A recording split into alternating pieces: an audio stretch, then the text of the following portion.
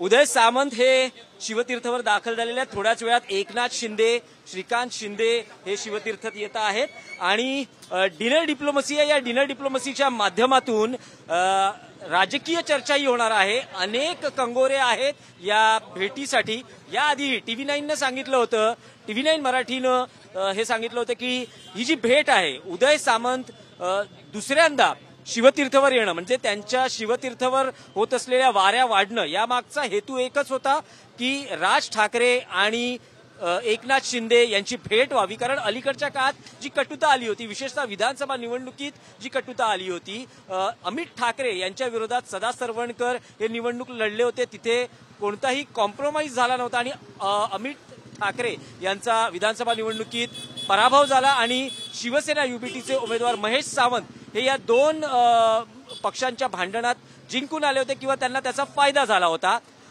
त्यामुळे साहजिकच मनसेत एक कटुता होती एकनाथ शिंदे यांच्या शिवसेनेबद्दल आणि स्वतः राज ठाकरे यांनी पक्षाच्या पदाधिकाऱ्यांच्या बैठकीत म्हटलं होतं की महायुतीत जो मनसेचा सहभाग होऊ शकला नाही म्हणजे भाजप तयार होती पण शिंदे तयार नव्हते, त्यामुळे मनसेचा सहभाग महायुतीत होऊ शकला नाही। तर ही कटुता दूर व्हावी यासाठी प्रयत्न सुरू होते आणि उदय सामंत हे इथे शिवतीर्थवर येत होते।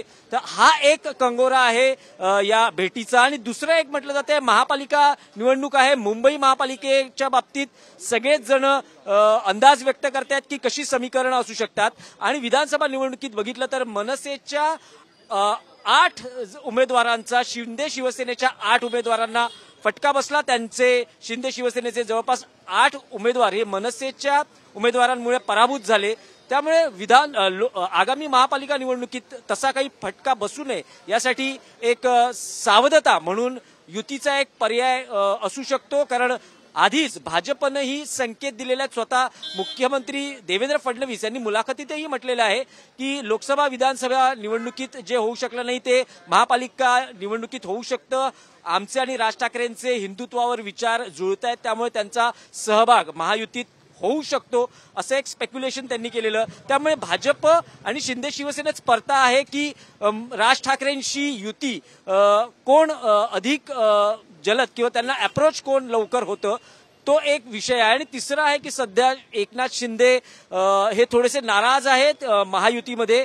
एकतर मुख्यमंत्री पद मिळालं नाही, त्यावेळेस अनेक स्पेक्युलेशन केले जात होते, उपमुख्यमंत्री पदावर समाधान मानावं लागलं आणि आता तक्रारींचा सूर आहे की निधी मिळत नाही आहे आमदारांना किंवा आमदारांची कामं होत नाहीयेत, मंत्र्यांना सापत्न वागणूक मिळते आणि भाषणाच्या व्यासपीठावर बघितलं तर उपमुख्यमंत्र्यांची भाषणं रोखली जातात। अगदी 24 तासांपूर्वीचा हा एकनाथ शिंदे आणि अजित पवारांचा अनुभव आहे। अर्थ खात्याकडून निधी मिळत नाही अशी एकनाथ शिंदेंची तक्रार आहे। त्यामुळे हे सगळे मुद्दे आहेत आणि या पार्श्वभूमीवर महाराष्ट्रातले 2 प्रादेशिक पक्षांचे मोठे नेते म्हणजे मनसेचे अध्यक्ष राज ठाकरे आणि शिंदे शिवसेनेचे मुख्य नेते एकनाथ शिंदे हे भेटत आहेत। त्यामुळे ही नुसती डिनर डिप्लोमसी नाहीये तर आगामी राजकारणात 2 पक्षांनी भाजप म्हणजे जे राष्ट्रीय पक्ष आहेत त्यांना कशी टक्कर द्यायची। कारण बघितलेलं आहे की काँग्रेस आणि भाजप हे जे राष्ट्रीय पक्ष आहेत त्यांचं नेहमी राजकारण राहिलेलं आहे भारतात की प्रादेशिक पक्षांना आपल्या नियंत्रणात ठेवणं। तर अशा वेळेस प्रादेशिक पक्षांची एकजूट किंवा एक मोठ असणं आवश्यक आहे आणि त्या दृष्टीनं राज ठाकरे आणि एकनाथ शिंदे काही विचार करता आहेत का आणि त्यानिमित्तानं ही भेट होते आहे का।